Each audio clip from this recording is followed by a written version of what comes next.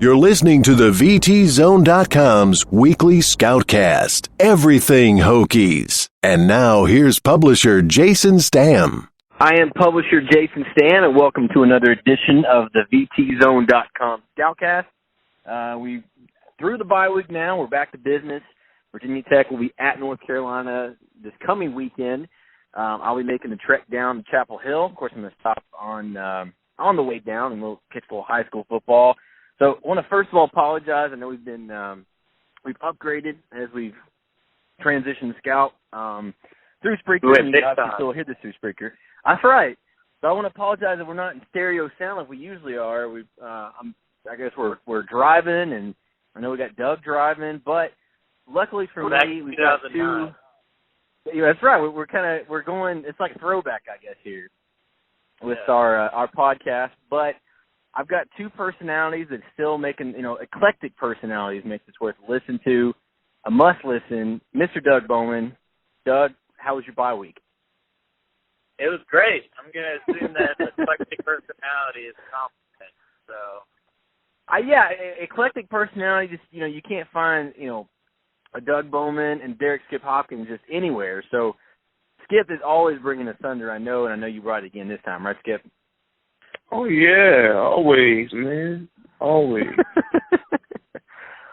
So, guys, I know we talked about this. Doug, I'll start with you because we'll save Skip for defense. So offense, I mean, Virginia Tech has been on a roll the last two games. We talked a little bit about this last week. I don't know, do you expect any changes? Is this going to affect them at all with the bye week, kind of where it is right now? No, I mean, I assume they looked at, some of the things that went wrong, which I think there was only a couple there, especially the last 2 weeks, and they just used the bye week to kind of fine-tune things. I know Evans wasn't happy with how he was currently beat ball, and they probably want to get a little bit more production from running back, but, I think this was just an opportunity to kind of take a step back and, work on a few specific things before ACC play really gets going. Well, Doug, I'll ask you this, though, too. Because, again, not to put down East Carolina, I think they're a pretty good team, but because of who they played, is this really a true indication? I mean, they're obviously not going to be putting up 50 points a game the rest of the way. I mean, at least I don't think so. But are those two games really a good indication of this offense? Is that what we expect? Is this high-powered 40-point or at least 30 points a game kind of offense?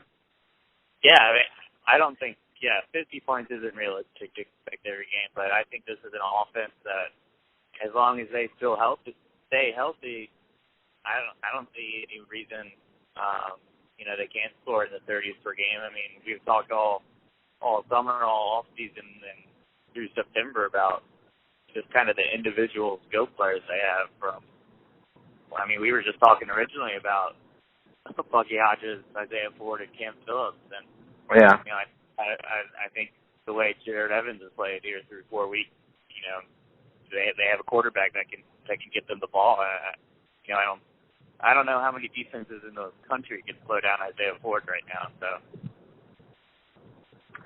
well, Skip,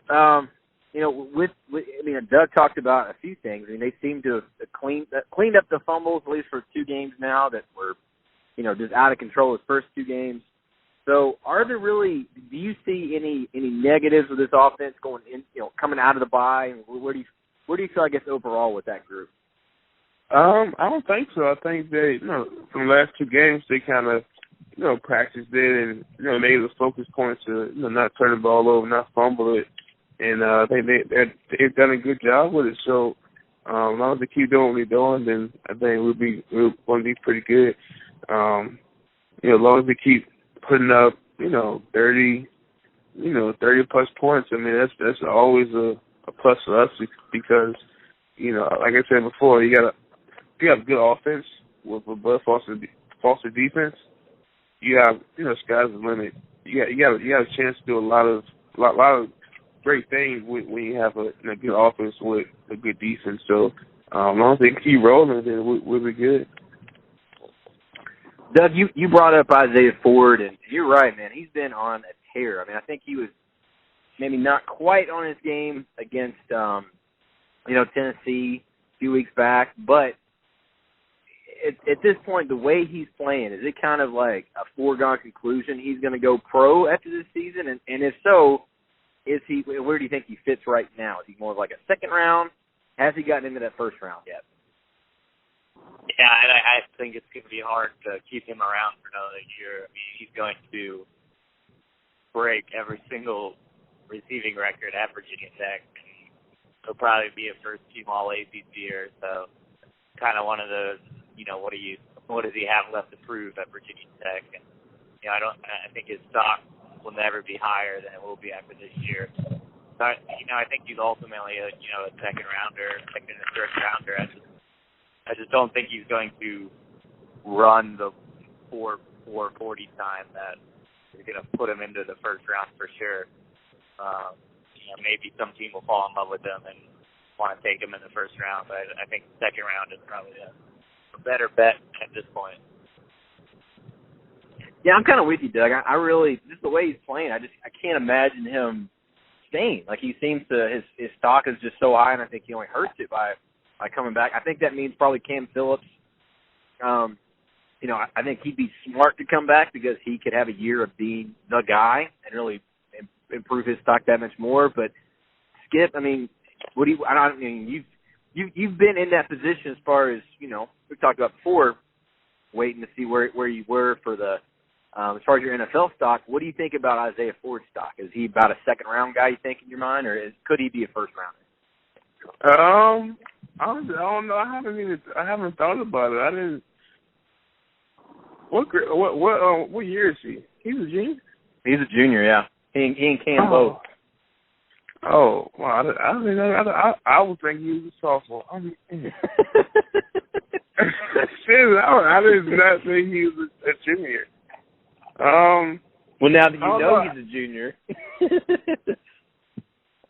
First, second round. I give him high praises, man. I don't know. I don't see first, second round. You think maybe a little lower than that? I was thinking third, maybe fourth. Third. Run that range. But I'm not a receiver scout, so I don't know.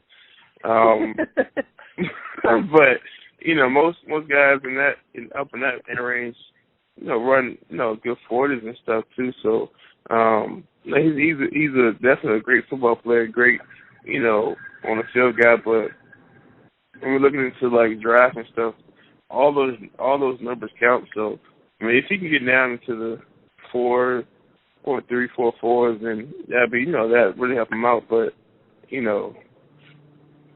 first, second round, you gotta be top notch, man. You gotta show up in the big games, man. I'm wondering how the Tennessee one, because he wasn't like shut out. He did have a few catches, but they really shut him down. Cam Sutton and that secondary with Tennessee really held him in check for a lot of that. I don't know. We've got 8 games still left in the season. We got the combine still to go. There's a pro day. There's a lot of stuff that still hasn't. We're a long way off. Hey, Jason, I know, man. Well, if he's playing. We're gonna play Boston College and ECU, and Liberty. I expect to have big games against them. We'll see how the rest of the season goes, but we'll see how the rest of the season goes. He's a great player, but even as the season gets a little tougher, I like to see how he does, and then we can kind of judge, where, kind of predict where he will end up at, or if he does choose to go, we'll see. Well, let me ask you about an area that is your expertise, Skip. Your boy Kenny Canham got ACC Defensive Lineman of the Week last week. So, what have you thought of his play and even the guys up front on the D line? Ken's play well. He's definitely better than last year. Definitely as far as just his finish. Getting to the ball, making tackles, he got a couple sacks last year. It's kind of, I don't know, he played well, but he wasn't finishing like his artist. he could get a sack, a chance to get a sack and just slip off the tackles. But this year so far it seems like he's finishing. But all the guys seem like they're playing hard, they're playing fast, they're playing physical, especially the younger guys.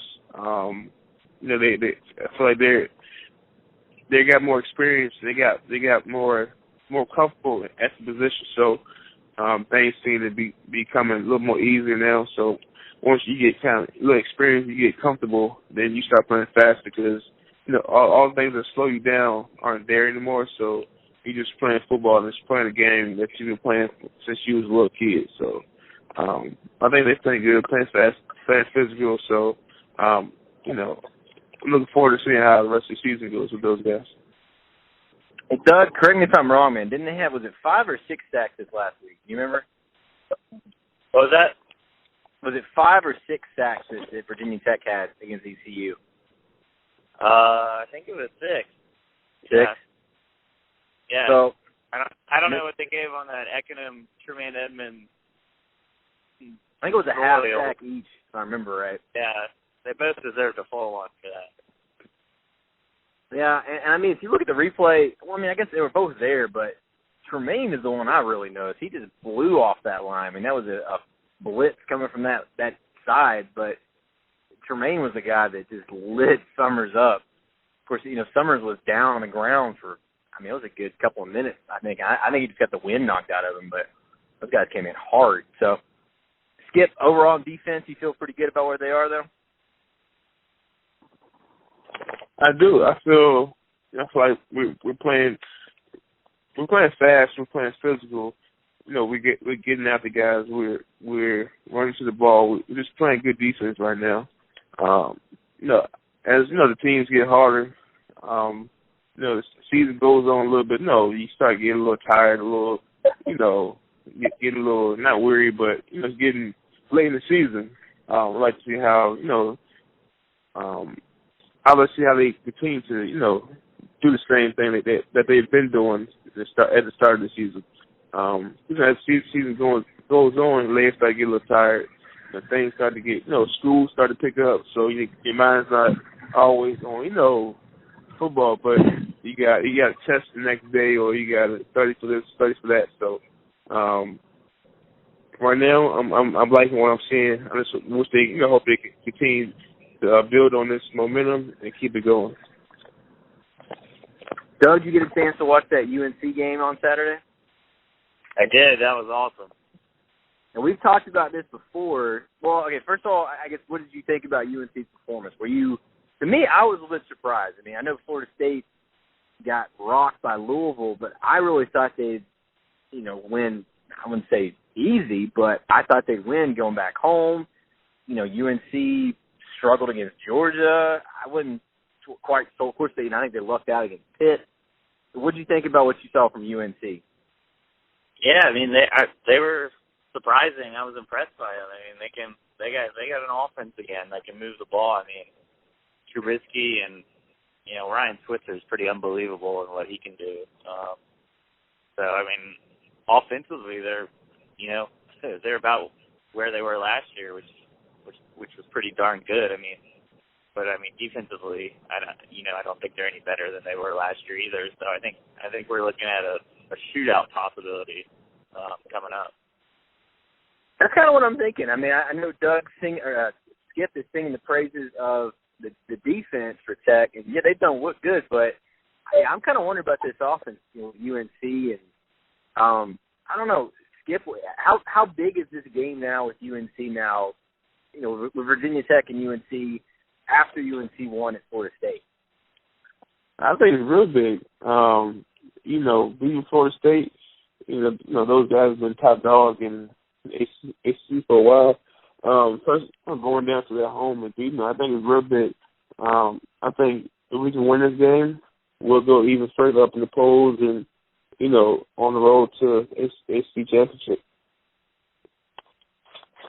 What do you think, Doug? I know we kind of talked about it a little bit, but how much bigger is this game now this week after UNC won at Florida State?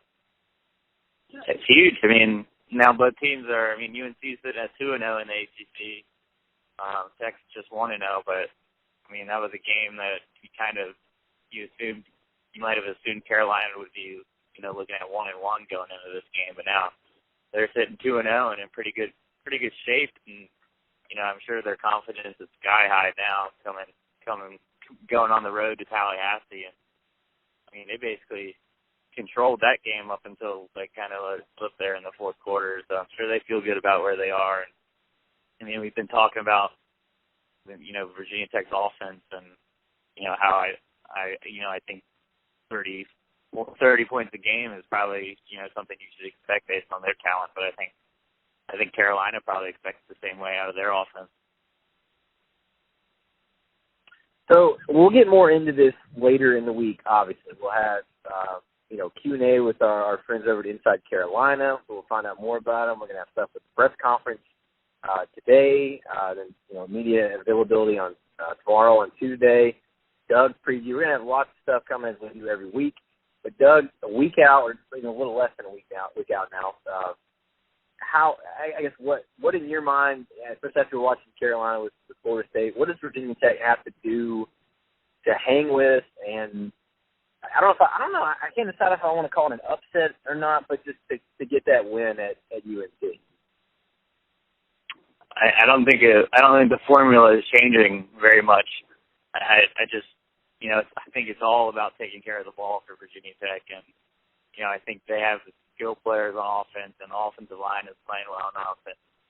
And Brad Cornelson's calling good plays on as a coordinator. I just think the only thing that can really slow down an offense where they won't be in position to win in the ACC is if they turn the ball over like they did against Tennessee. And I think on the road in a tough environment, their first true road test really, I think that's definitely a concern. If one or two things go wrong, do they let it multiply and kind of snowball from there, or are they able to kind of hold down the fort, or just play a mistake-free game and roll to a victory? So I think just winning the turnover battle is going to be huge. Yeah, I'm with you. I mean, we talked about this last week. It's 2 games, but at least for these 2 games, it seems like they've cleaned up the fumbles, they've cleaned up the penalties.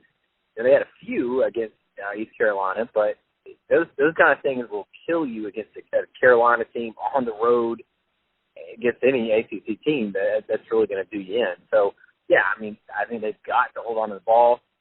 Skip, I don't know. What do you think? I mean, to me, I'm with Doug. I think it comes down to fumbles and stupid penalties that really hurt them in those 2 previous games. But are you seeing anything else that the Hokies have to do to get a win?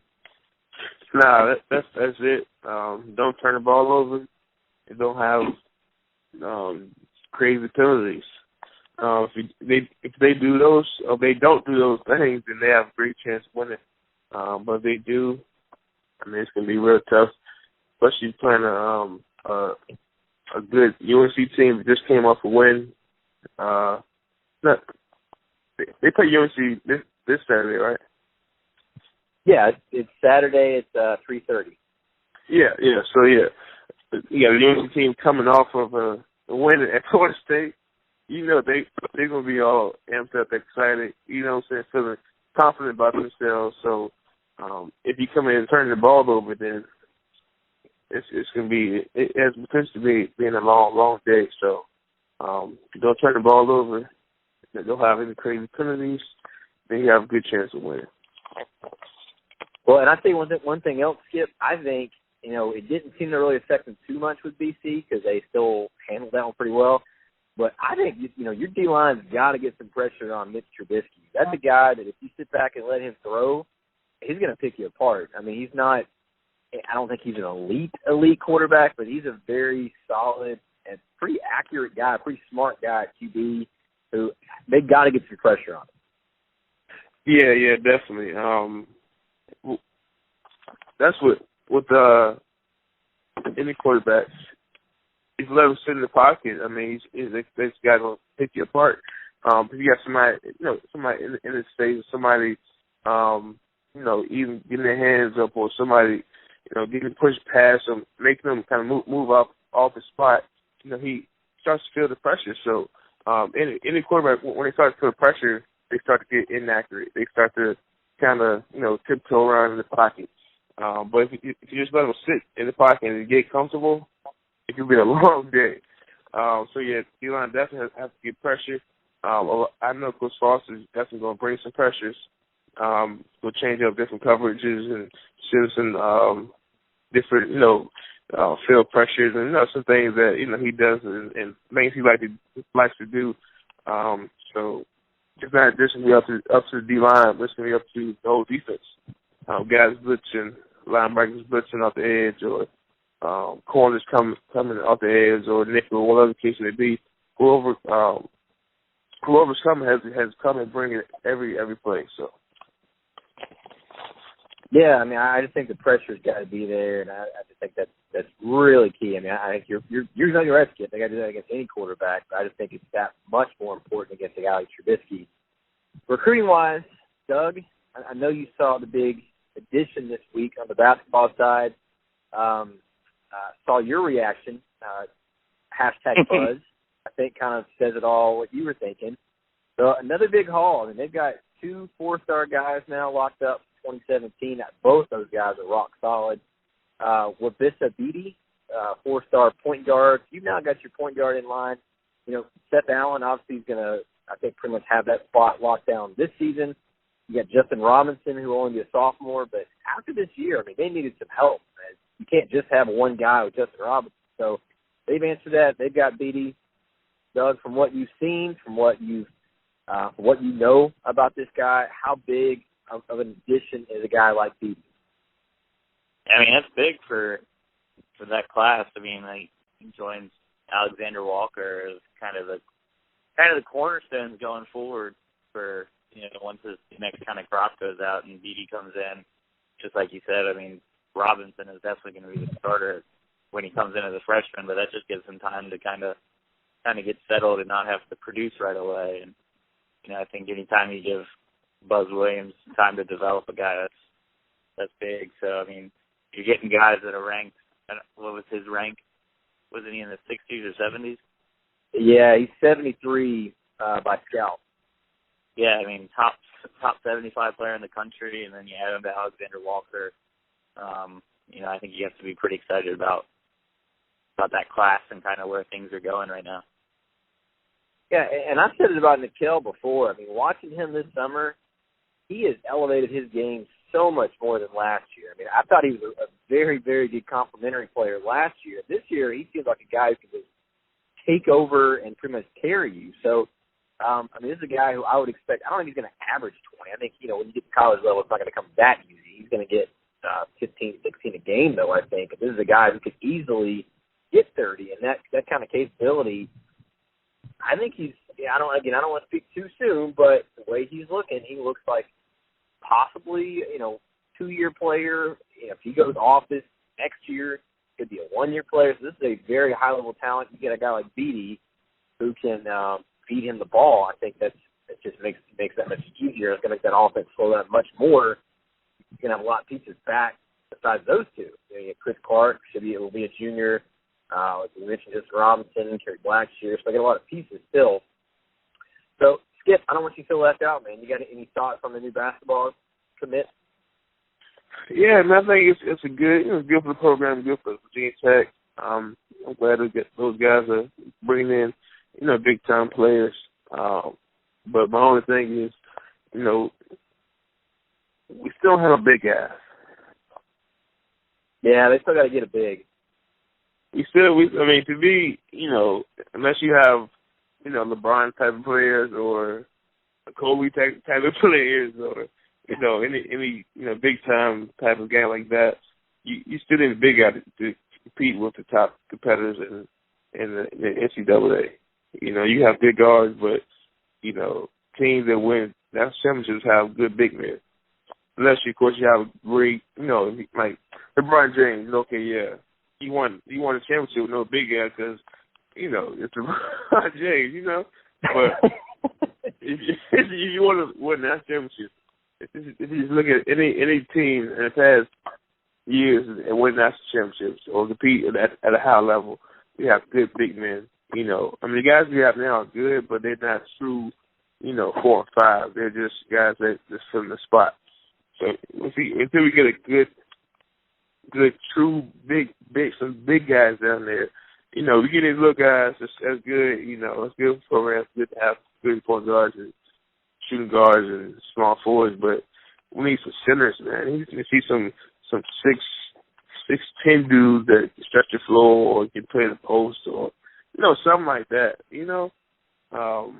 But it's still good that we get big shot players in the program, but I need to see some big guys. I'm a big guy at heart, so I need to see some posters. I need some. Yeah, you can give you 20 rebounds in the game. Yeah. Okay, that's it's good to see. He can score 30, but I need somebody inside that can get 30 rebounds. You 10 points, 30 rebounds. Okay, then now we starting to get a program going.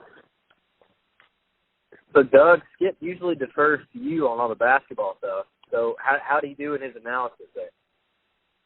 I think you hit the nail on the head. You got to have somebody that can grab some rebounds. I mean, you can score all you want and shoot all you want from the perimeter, but, I mean, you're trying to win or advance in the NCAA tournament, you can't get pounded on the glass. And, they got Blackshear and, I guess Chris Clark is a good rebounder too, but, you got to get some depth down there. He's right. Hey, man, I appreciate that, man. Thanks, Doug. I got you. It means a lot, man. It means a lot. Well, and they've got Hadim Sy, who was the only commit for 2016. I'm still not sold on that guy yet. We talked about when he's committed, he may be kind of raw and kind of a project, but man, it's really putting a lot of pressure on him to develop. I think. Of course, because for one thing, if they get a 2017 big, that's another year away. There's a lot of pressure on him to develop this year, Doug. I don't know what you think, but I think for their sake, they better hope he really comes along this season. Yeah, him and Blackshear are like the kind of it. I don't think you can expect much out of a guy like Johnny Hamilton. So yeah, it's pretty thin if people start getting in foul trouble or Then I see a picture of Blackshear's got a boot on. Yeah, we reported on that back when this is back when we were back from Rivals in April. I know I was had confirmed that he had a boot on then in some of the baseball games, and it sounds like a stress fracture. So that's something, and again, I don't know how the severity of it. If it's just a really light stress fracture, that's something he could probably go easy on the preseason with. This has happened back first of the year. It's been very underreported. I don't think anything's really been out there on him, but it's not 100% on that. But everything I was told, it sure sounds like a stress fracture. So yeah, after all these years, I think the one thing you can bet on is that there's going to be an injury to a Virginia Tech basketball player, and it's probably going to deal with foot or his ankle. Last year it got Chris Clark. Sounds like it got Kerry Blackshear this offseason. So, that's why you got to build some depth so you can kind of withstand those injuries because they seem to happen to Virginia Tech quite often. Yeah. Well, let's get an area to an area that I know Skip is especially an expert with. Let's get a Highland Springs and Mackay Becton update. What we got, Skip? We play tomorrow. We had Friday was a lot of rain going on, so they pushed the game to Monday at 7:00. So we'll see you tomorrow. So practice-wise, is it still looking good? Oh yeah, practice is it's practice. You sound like Allen Iverson there. Allen Iverson, man, practice. Practice. Ain't that a game? We talking about practice, man. But no, practice has been cool. But we'll see how he plays the game. Play an athlete, so we'll see. Doug, I guess just overall with football recruiting, we talked a lot about basketball with BD coming on, but just kind of every week, kind of weekly thing. How you feeling about football recruiting right now? Yeah, I don't know how much it's changing right now, but I mean, I think I think Virginia Tech snuck into the AP top 25 poll, and I think you got a big opportunity against a ranked opponent this week, and if they can get by Carolina and then they can get by Syracuse the week after, then you're looking at a pretty big Thursday night game there against Miami, and I think you can start to expect some kind of buzz and maybe you'll see some impact there, recruiting-wise, based on that. Because, I mean, I think Miami's got Florida State and Carolina next to.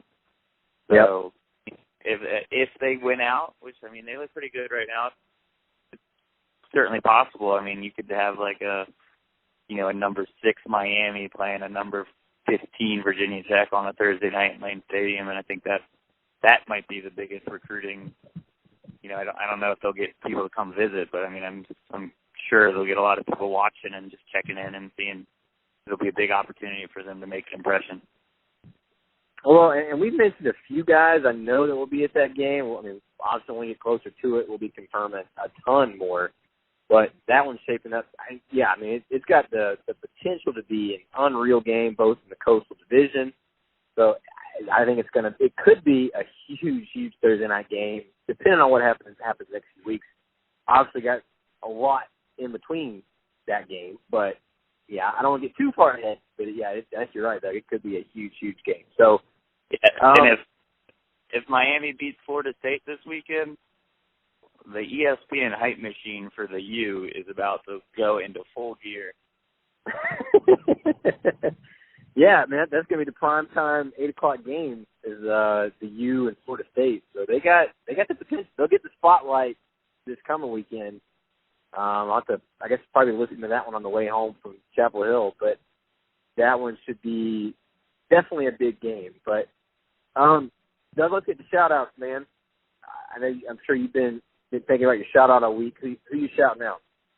All week long. I'm gonna go ahead and shout out the United States golf team for bringing home the Ryder Cup pretty convincingly. Shout out Patrick Reed, American hero, taking down Rory there to open the day, but that's going to be my shout out. Well, I watched a lot of good college football on Saturday. I'd hate to give shout out to some of these to an ACC opponent, but I mean that was a hell of a win by Clemson. That may single. I mean they still got to play Florida State. Obviously they're not done with it yet, but that was a big time win. Louisville stopped pretty much 3 yards. That was the difference between Louisville winning, or even a yard because they were a yard short of the first down. So I got to give props to Clemson. I mean that was a big time win, national stage. I think Louisville's still going to be in the discussion. If they went out, Louisville beats Houston. They still should probably get Orange Bowl. Yeah, they'll be in the running there. Yeah, we'll see what happens. They only fell back to number 7, so they'll be they're still in it. Yeah, if they went out, I mean, that Houston game helps them. The rest of the ACC schedule, I don't think is real appealing. But if they can beat Houston at Houston, stay undefeated the rest of the way, they could slip back in at playoff contention. I don't know, but it will be interesting. But Clemson definitely has a leg up after that win. Skip, what do you think? Who's your shout out? My shout out goes to Lamar Jackson, quarterback. Even in a loss? Even in a loss, man. If you watch him play, man, he can play. Man, I mean, he's good. Like he can run, he can throw. Like he seems like a good leader on the field. He's not. Something bad happens, he's not pouting. He's not. Going crazy. He did go crazy when the dude was choking him. Yeah. On the foul. But I mean, hey, that's the way everybody would react. Yeah, what would you do if somebody did that to you? Well, nobody would do that to me because nobody's smart. Hey, a bully doesn't mess with another bully. They try to go to the little guys and try to mess with the but that wouldn't have happened. Nobody would have choked me up. But yeah. No, he played a heck of a game. That was my first time watching him play, and I was like, wow, he's fast. Michael Vick might have been right. Shoot, yeah. I don't know about 5 times better, but just imagine if Michael Vick played in, nowadays, spread and, you got the options, you can run, you can pull it, you got the read options. Imagine if Vic played in that type of scheme, back in college. Whew. That would have been, well, and I was thinking, Doug, or I don't know if you guys saw it on game day, I should have given my shout-out to whoever, they always show the signs, the handmade signs. Whoever had the sign that said Lamar Jackson can't hurdle being ugly. That's crazy. And there's some other good signs, but that one had me cracking up pretty good seeing that sign. Hey, man, yeah. That's my shout out, man. I'm getting praise to the guy that ain't calling that ugly, man. Hey. Well, he had a huge second half, though. I mean, he struggled a little bit first half, but I mean, and honestly, I mean, you guys both watched it. It's Quick, James Quick, the receiver for Louisville. If he cuts back inside, I think he thought he was going to beat the Clemson DB to the sideline. If he cuts back in, he probably not only gets the first down, he probably scores. But he thought he could beat him the outside and was a yard short. Oh, yeah. I don't know what he was thinking. Like, you got to fight for it. Even if you think you got it, like, you trying to score, man. It's not trying to get the first down. Like, I'm trying to win the game. Like, if I catch the ball, I'm going to score. I ain't going to run out of bounds. I got first down. Whew, I'm good. No, I'm trying to get a game-winning touchdown, man. You know what I'm saying? I ain't trying to, this guy got a first down. This other guy scored, but he got a first down to set it up. Like, no, I don't care about that. They want to score, man. It's a touchdown, man. Doug, I got a feeling if that would have been Skip, he would have cut inside, and then he would have like put the football behind his head and done a little high stepping in the end zone. What do you think? Yeah, probably. Do you see guy that got an unfortunately conduct penalty today for shooting a bow and arrow? No. Which game was that? Josh Norman for the Skins. Okay. The referee literally said unsportsmanlike conduct for shooting a bow and arrow. It's a great little clip. I'll have to check that out. There's some quality celebrations out there. That sounds like it probably ranks up there. I'll have to check that out. Well, guys, I guess that'll do it for another podcast. Again, I will be in Chapel Hill this coming weekend for Tech at UNC. I'll be stopping by to see some high school action on Friday night, so I'll be sure to fill everybody in on that. And we'll get back to our stereo high-def podcast next week when we're not on the road and traveling, at least on Sunday night here when we record this. So, but, hey, you got the best analysis entertainment on Virginia Tech I think you'll find anywhere else. So for Doug Bowman, Derrick Skip Hopkins, I'm Jason Stamm. Thank you for checking us out this week, and we will see you back here next week.